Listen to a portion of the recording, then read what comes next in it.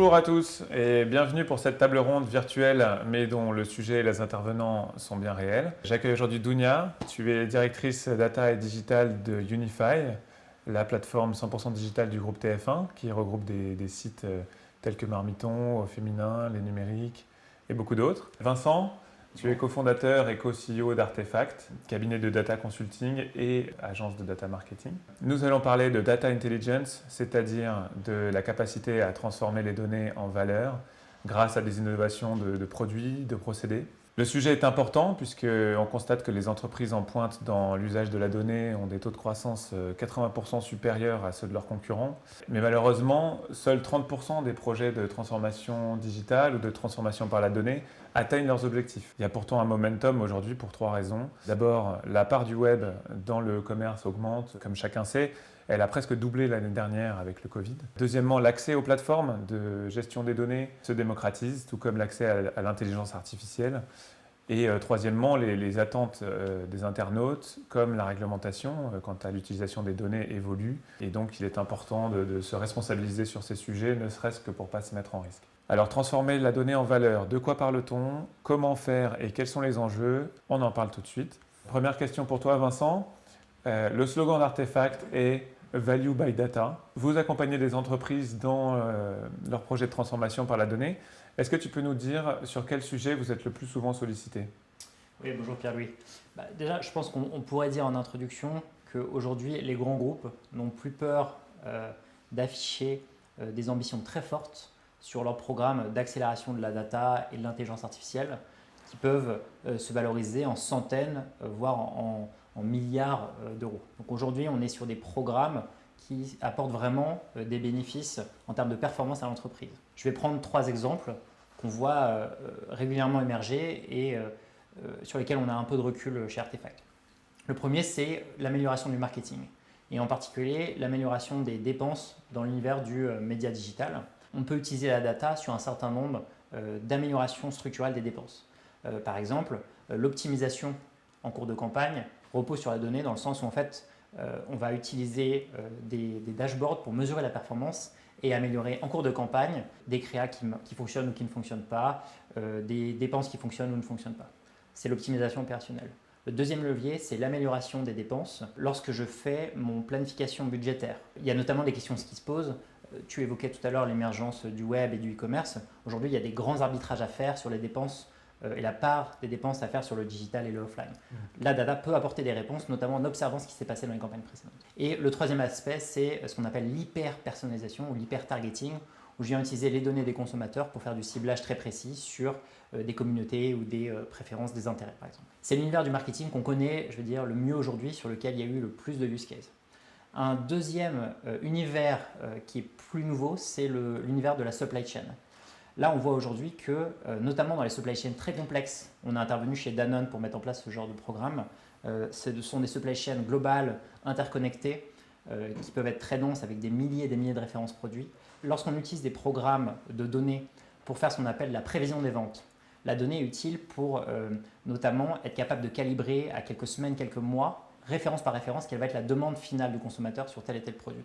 On voit que dans ce cadre d'amélioration de ce qu'on appelle des forecasts, ce type de programme apporte un véritable soulagement aux équipes opérationnelles sur le terrain. Et ce qu'on a vu chez Danone, c'est qu'une amélioration de la précision de la prévision des ventes d'une dizaine de points peut améliorer le chiffre d'affaires de l'unité ou de la business unit d'1% de chiffre d'affaires. Donc c'est vraiment très important et c'est une amélioration très concrète. Troisième exemple que je voudrais mentionner, c'est l'amélioration de la relation client de manière générale et en particulier les ventes. On voit aujourd'hui qu'il y a un certain nombre de dispositifs qui s'appuient sur ce qu'on appelle du NLP, du Natural Language Processing, qui sont aujourd'hui très performants. Les moteurs arrivent parfaitement à reconnaître une phrase, des mots et à donner du sens. Et la nouveauté, c'est qu'ils sont capables d'interagir dans un laps de temps inférieur à 1 seconde. C'est-à-dire qu'on peut vraiment brancher aujourd'hui ce type d'outils industriels à des call centers et ce qu'on appelle le conseiller augmenté finalement, proposer au conseiller, dans le cadre de sa conversation live avec un client, une référence produit, une proposition de service ou même du contenu qui va être immédiatement proposé au conseiller pour améliorer finalement la relation avec son client. Donc on voit 3 exemples finalement très variés, mais qui montrent vraiment le niveau de maturité aujourd'hui qu'on est capable d'atteindre avec ce genre de programme sur la data. Fascinant. Donc, connaissance client, amélioration des performances, prédiction. Dounia, toi qui as précisément fait avancer ces sujets chez Unify, est-ce que tu peux nous dire quelles sont tes données stratégiques et en quoi est-ce que vous avez réussi à faire évoluer vos offres grâce à elles? Par rapport à l'utilisation de la donnée, je vais abonder dans le sens des use cases ou des thématiques qui avaient été évoquées par Vincent précédemment. Avant cela, ce qu'il est important de comprendre dans toute initiative data, c'est de quelles données on parle et d'où elles viennent. Donc Unify est le résultat d'un processus de rachat et donc de fusion de plusieurs marques, une vingtaine d'assets au global. Et donc notre donnée, en fait, c'est la donnée qui est issue de ces différentes marques-là, qui ne sont présentes que sur le web, donc au travers d'applications ou de sites web. On a deux business models, celui d'éditeur de contenu, de médias digital, donc avec des contenus sous différents formats qui sont consultés et qui engagent différentes audiences. Et puis un deuxième métier qui est celui du e-commerce, où là on va plutôt adresser du coup des prospects ou des clients. Et donc notre donnée, elle est issue en fait de ces deux types de populations-là. Chacun de nos points de contact avec eux est une occasion de récolter de la donnée. Donc on va avoir de la donnée comportementale, d'où ils viennent, qu'est-ce qu'ils consultent, qu'est-ce qu'ils aiment, qu'est-ce qu'ils n'aiment pas. De la donnée sémantique, qui est à mon sens vraiment une donnée très différenciante. On est une content company, on produit des contenus. Ces contenus sont des contenus texte, des contenus vidéo, images. Et c'est l'occasion du coup de collecter une typologie de données qui va nous servir pour différents cas d'usage aussi. On est sur les mots-clés, les phrases, les expressions, parfois les sentiments, etc. Et puis ensuite, un faisceau de données qui est plus classique, je dirais, la sociodémo, le transactionnel, donc tout ce qui va être prix, composition panier, sensibilité aux remises, etc. Donc ça fait un asset de données qui est assez riche, à la fois en volume et à la fois en variété de la donnée. Donc pour les professionnels de la donnée que nous sommes, c'est un terrain de jeu qui est assez grisant. Et donc l'objectif numéro 1 face à cet actif-là, c'est de se dire où est-ce que je vais trouver de la valeur ajoutée. Et la valeur ajoutée, à mon sens, elle vient de l'impact. Tu en parlais tout à l'heure, Vincent. Et l'impact, lui, découle en fait de l'alignement entre la stratégie data et la stratégie du groupe et d'Unify. Et à ce titre, c'est assez intéressant que du coup la direction data que je pilote, elle soit directement rattachée à la direction générale en charge des revenus. Donc ça permet d'avoir un focus très pragmatique. Nous sommes là pour aider l'entreprise à augmenter, à diversifier ses revenus, à se différencier. Et ça va donner lieu du coup à une roadmap bicéphale, à deux visages. Des cas d'usage internes, donc ça c'est plutôt l'utilisation de la donnée pour nos opérations afin qu'elles puissent être plus efficaces parce que plus data-driven. Nos opérations étant l'optimisation publicitaire, la performance de nos produits, leur UX, les parcours, donc nos sites web, nos chatbots, nos applications. Et puis la connaissance fine de nos audiences et des contenus que l'on produit. À ce titre-là, peut-être pour concrétiser, on va avoir une approche à la fois descriptive sur ce monitoring des contenus, cette connaissance du bon fonctionnement ou pas d'un contenu. On va décrire en fait la manière dont ce contenu-là va être performant parce qu'il va engager une audience, qu'il va être consulté, qu'il va permettre d'avoir du trafic. J'ai un exemple en tête sur nos contenus recettes. Donc, on a une présence sur la verticale food, donc avec des recettes, des menus, etc. Et puis, on a remarqué un comportement un peu en signal plus ou moins fort, qu'on avait une typologie de recettes qui était surtout consultée le week-end et le mercredi. Donc en croisant cette typologie de données qui est le comportement face à un contenu avec les données que nous avons sur les utilisateurs, on a vu qu'en fait, il y avait vraiment une utilisation de parents qui cuisinent avec leurs enfants. Et du coup, ça a donné lieu à la fois de pousser cette connaissance-là, cette information-là que les équipes éditoriales n'avaient pas, et de leur recommander de peut-être adresser une typologie de contenu plus particulièrement pour ce segment-là de parents qui cuisinent avec leurs enfants. Ça a donné lieu aussi à une recommandation pour la régie, pour la création d'une offre publicitaire, etc. Le volet prédictif, ça va être plutôt, toujours sur cette typologie de data contenu, c'est de pouvoir prédire à la publication d'un contenu s'il va fonctionner ou pas. Et donc, grâce à un algorithme de machine learning, on a vu qu'en fait, le score de succès d'un contenu ne bougeait plus quasiment à J+7. Et qu'en réalité, pour optimiser ce contenu-là, pour qu'il continue à performer dans le temps, la fenêtre de tir était entre le jour de la publication et puis à une semaine. Après, c'est déjà trop tard. Donc voilà, ça c'est un peu une typologie de use case qui va plus servir la roadmap data interne d'Unify. De l'autre côté du spectre, il y a ce que je vais appeler les cas d'usage externes. Donc là, c'est notre data à disposition de l'efficacité publicitaire de nos marques partenaires, de leurs agences et de leurs régies, sans pour autant que la data sorte de l'écosystème Unify. Et donc là, on va être sur des produits véritablement, de l'insight très en amont du funnel marketing, donc améliorer la connaissance client, peut-être venir abonder, tu parlais tout à l'heure de créa, pour permettre à la marque de se positionner sur des nouveaux messages publicitaires, pour exploiter peut-être des créas différentes en fonction de personas qu'ils n'avaient pas forcément imaginées. Et donc, à ce titre, Unify est institut d'études sous la marque Unify Insight Lab depuis septembre 2020. Toujours sur l'utilisation externe, on va passer de l'insight en fait à l'activation. Donc une fois qu'Unify Insight Lab a produit une étude, une tendance, a dessiné le portrait robot d'une cible publicitaire, comme cela se fait sur notre data, on va pouvoir tout de suite l'utiliser en activation et en faire un segment pour un ciblage publicitaire côté média. Donc voilà, cette roadmap un peu bicéphale qui fait que c'est très varié, avec un point commun qui est celui qu'on utilise la même donnée, que ce soit pour les cas d'usage externes ou pour les cas d'usage internes.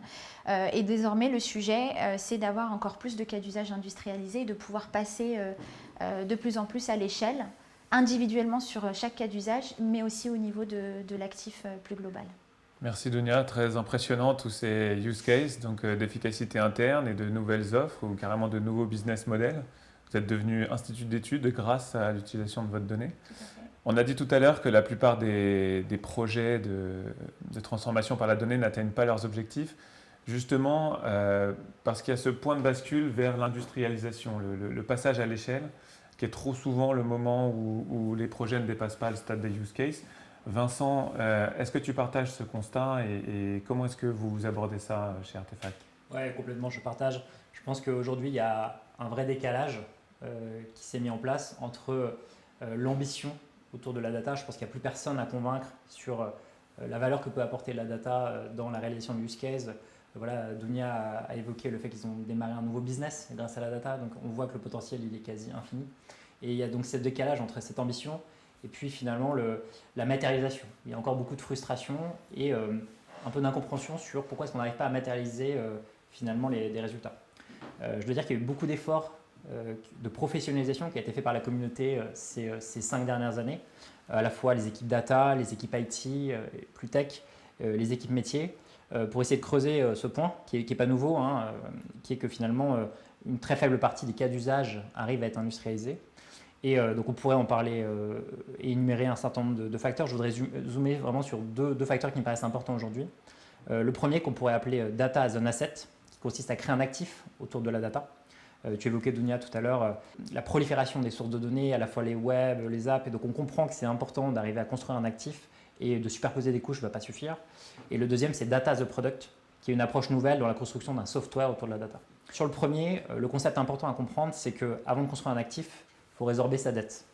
La dette vient du fait qu'il y a eu par le passé une accumulation des données qui viennent d'une accumulation de couches technologiques. C'est à la fois des outils, c'est à la fois des nouveaux fronts et des nouvelles apps, c'est à la fois des nouvelles infrastructures qui viennent s'empiler les unes aux autres. Et donc finalement, générer beaucoup de données, oui certes, mais qui sont souvent parfois en doublon, parfois inaccessibles, qui nécessitent de parler à une personne qui connaît très bien la source de la donnée, qui ne sont pas documentées.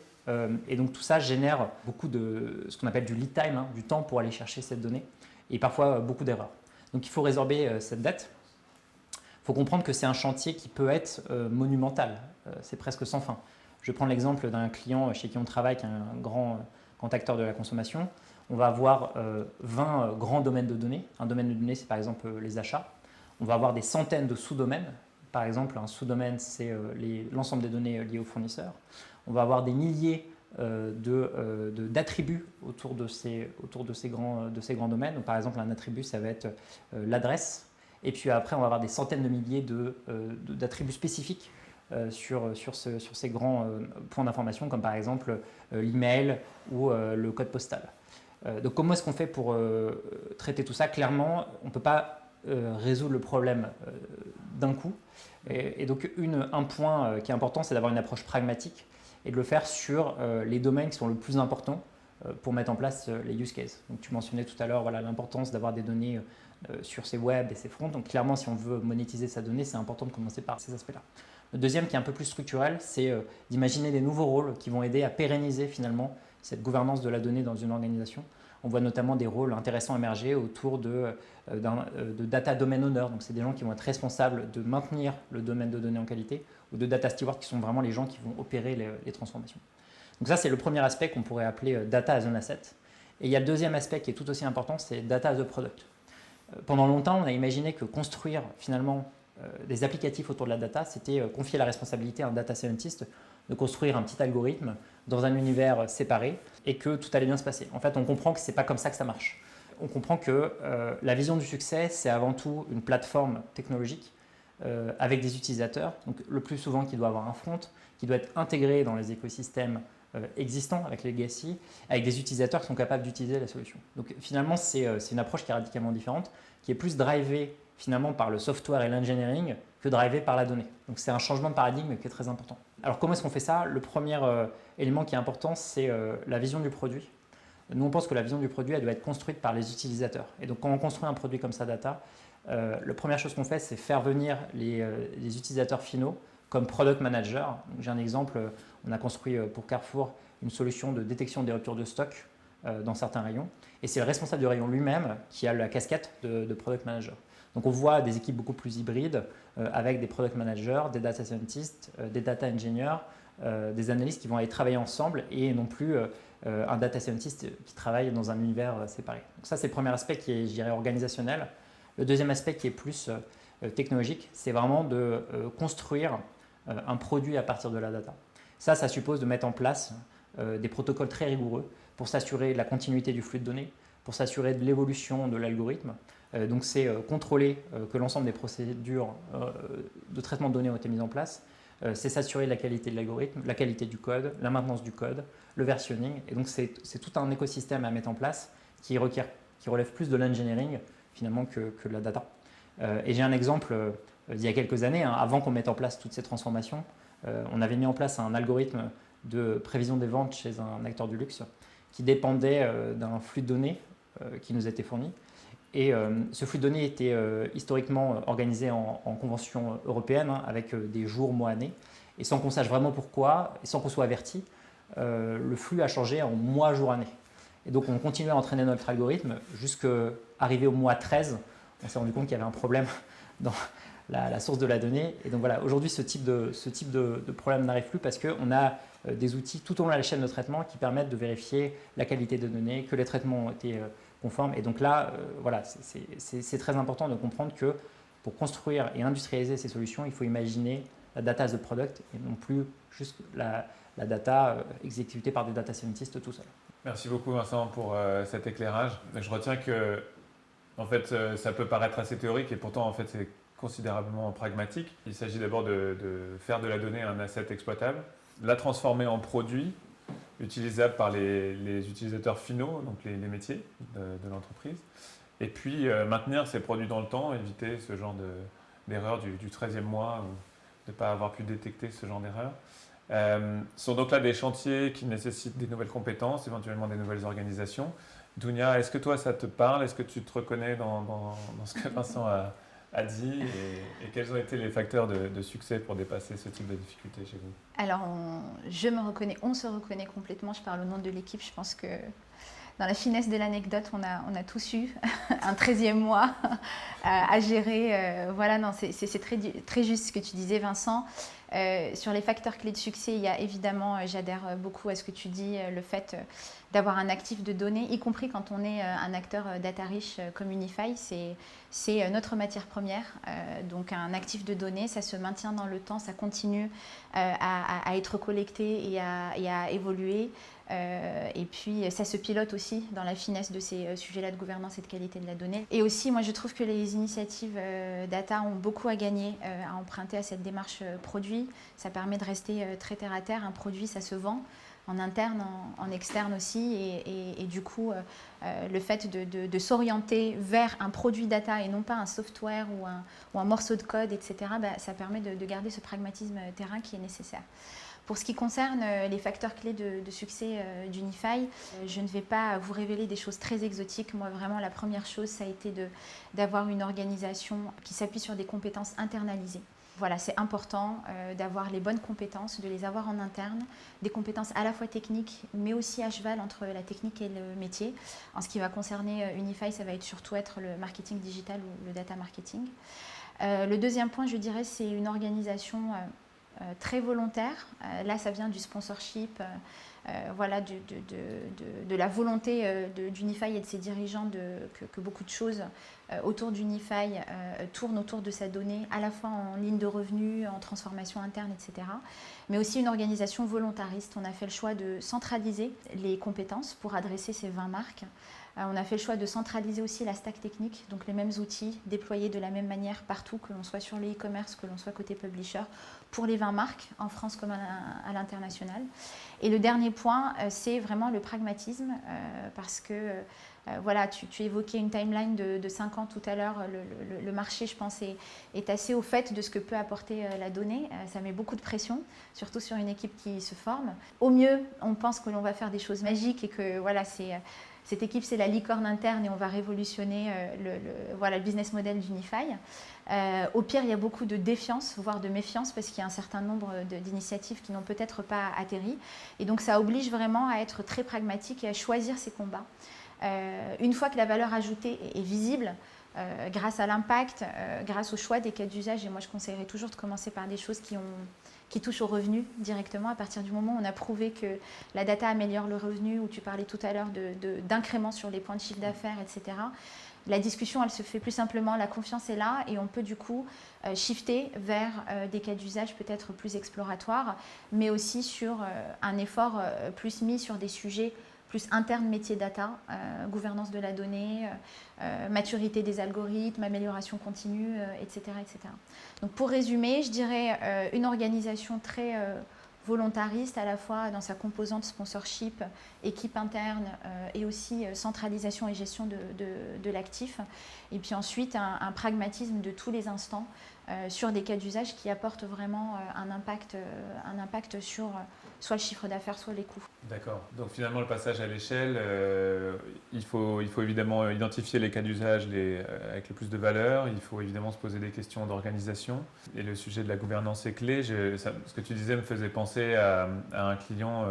Je pense à un client qui a carrément fusionné les équipes marketing et IT, qui du coup travaillent ensemble.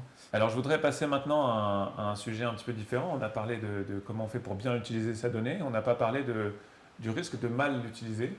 Parce qu'en fait, il est possible évidemment de mal l'utiliser, plus ou moins involontairement.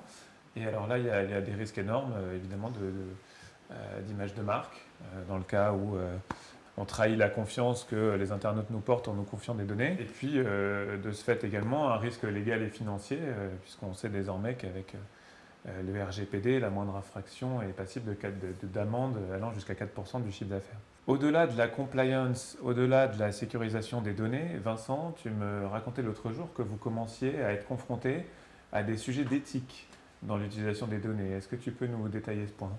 Oui, tout à fait. Je pense que vraiment le sujet de l'éthique sur la data ou l'algorithme, c'est probablement ce qui va être le fil conducteur des prochaines années. Parce qu'aujourd'hui, Dounia, tu parlais de confiance.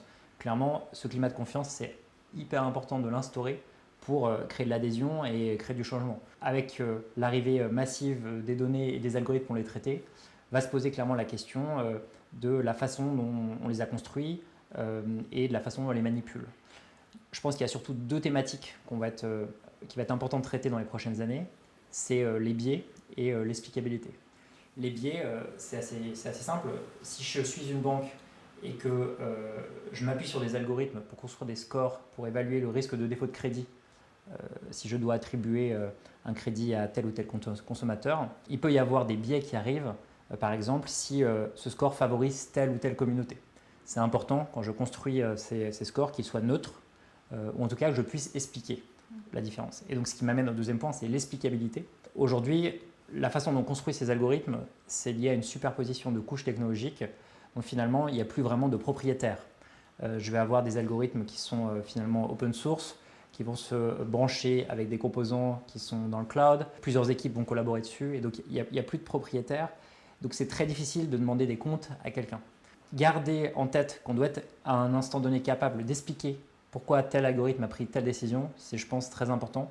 Et je crois que demain, les clients et les consommateurs pourront demander des comptes dans le cas d'obtention de tel ou tel crédit. Et donc ça va être important de pouvoir leur expliquer. Face à ces deux enjeux, je pense qu'il faut apporter une réponse qui est à la fois déontologique et à la fois technologique. Déontologique, alors nous chez Artefact, et je sais que beaucoup d'acteurs se structurent autour de ça, on forme nos équipes data pour manipuler dans une logique de confiance et d'éthique la donnée. Donc on a écrit un code où en fait nos collaborateurs doivent appliquer un certain nombre de checklists pour vérifier que les données respectent un certain nombre de principes. Je vais vous donner quelques exemples. Éviter des biais historiques, par exemple. Si je cherche à construire un algorithme pour prédire le salaire d'un futur ou d'une future dirigeante d'entreprise et que je m'appuie sur des données historiques issues des dernières années des salaires des hauts dirigeants du CAC 40, je vais manifestement avoir un biais de représentativité du fait qu'il n'y a clairement pas assez de femmes dans l'échantillon. Donc je ne vais pas pouvoir m'appuyer sur cet échantillon pour faire l'extrapolation, ou je vais être obligé de redresser l'échantillon ou d'utiliser un autre échantillon. Un autre exemple de choses qu'on vérifie, c'est d'éviter les biais cachés. Si je prends l'exemple aujourd'hui du téléphone, le téléphone c'est un immense facteur d'explicabilité, en tout cas une forte corrélation avec le niveau social et familial des gens. Et donc si j'estime que ce niveau social et familial est une variable importante, je ne peux pas utiliser, ou en tout cas sensible, je ne peux pas utiliser le téléphone comme un vecteur pour aller construire mon modèle. Et donc ça, c'est le code déontologique. Face à ça, on a aussi des réponses technologiques. Et ce qui est intéressant, c'est qu'on voit que ce qu'a apporté finalement la technologie, des risques de dérapage, des algorithmes non explicables, des risques de biais, la technologie peut aussi apporter des réponses face à ça. Et il existe aujourd'hui certains types d'algorithmes qui vont s'assurer qu'en entraînant les modèles, n'apparaissent pas des biais. Donc si je reprends l'exemple que j'ai cité tout à l'heure sur une banque qui construit un score pour évaluer le risque de défaut, on a fait l'exercice en cas réel. Et en fait, on s'est rendu compte qu'en dégradant très légèrement la performance du modèle, on pouvait avoir un modèle qui était humainement et éthiquement beaucoup plus équilibré, notamment avec des représentativités en sortie de modèle équilibrées entre les femmes et les hommes. Et donc c'est très important de pouvoir aussi appuyer sur la technologie pour construire des algorithmes qui soient plus éthiques demain. Donc je trouve ça intéressant cette composante et clairement je pense que la technologie ne pourra pas apporter toutes les réponses, pourra apporter certaines réponses, mais c'est sans doute l'alliance, encore une fois ici, entre des bonnes pratiques humaines, une conscience des biais et des risques possibles et quelques éléments que va apporter la technologie qui vont apporter une réponse et réussir à créer le climat de confiance dont on a besoin demain pour mettre en place de vastes programmes de transformation. C'est très juste Vincent, cet arbitrage entre la performance, dégrader la performance d'un algo pour ne pas créer de biais. Je pense que les exemples que tu cites, c'était un peu la décharge électrique dont on avait besoin sur les biais de genre, etc., pour remettre l'éthique au centre des discussions sur les algos. Toi, tu évoques le produit de sortie, déjà le fait que le produit de sortie soit éthique. Si on prend un pas de recul et qu'on se dit en entrant comment est-ce que j'injecte de l'éthique déjà dans les phases très en amont d'un projet data, chez Unify, on passe le mot en fait dans mon équipe qu'il faut se mettre dans les chaussures de l'utilisateur auprès de qui on prélève cette donnée et de se demander est-ce que ce que je suis en train de faire de sa donnée c'est quelque chose que j'aurais voulu que l'on fasse de la mienne. Et du coup on parle beaucoup de privacy by design, mais en fait c'est une éthique by design au moment même où je me dis je vais avoir accès à une donnée et voilà ce que je vais en faire. Et gageons qu'entre de l'éthique en entrée et de l'éthique en sortie, ça puisse tout de même aider à garder ce sujet-là central qui est vraiment clé. Bien, merci beaucoup à tous les deux. Merci pour ces témoignages et votre expérience. Tu parlais de décharge électrique à l'instant. En fait, de cette table ronde me fait penser à une phrase que j'aime bien qui dit que c'est pas en améliorant la bougie qu'on a inventé l'électricité, que du coup le saut vers la transformation par la data est une étape difficile mais qui vaut le coup, à condition bien sûr de mettre en place la gouvernance nécessaire pour éviter les courts-circuits. Si besoin de s'en convaincre davantage, je vous invite à participer à notre autre table ronde sur la data et l'impact business. On reviendra au cours de cette table ronde sur des exemples avec des entreprises comme Orange Bank ou le groupe Se Loger. Voilà, donc je vous remercie. Merci à tous et bon Vivatech. Merci. Merci.